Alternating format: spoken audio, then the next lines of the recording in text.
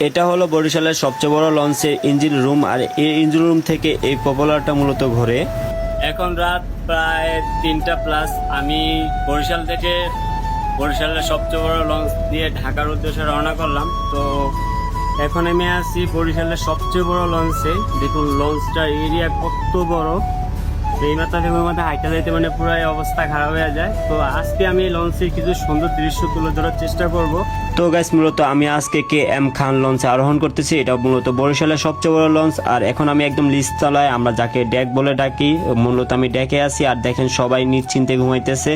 আর মূলত ভিডিওটা করছি অনেক গভীর রাত্রে, আর দেখতেই পাচ্ছেন ডেকটা কত বড় আর কতই সুন্দর। দেখতে দেখতে এখন আমি লঞ্চের পিছনে দেখতে চলে আসলাম, যেখানে প্রপেলারটা থাকে। তো মূলত গাইস দেখতে পাচ্ছেন এটা হলো লঞ্চের ইঞ্জিন রুম। এই লঞ্চটা যত বড়, লঞ্চের ইঞ্জিনটা ততই বড়। চলে বলতে গেলে এই লঞ্চটা খুবই অসাধারণ এবং খুবই সুন্দর। KM খান আসলে খুবই সুন্দর একটা লঞ্চ। এই লঞ্চটা জার্নি করে খুবই মজা পেলাম।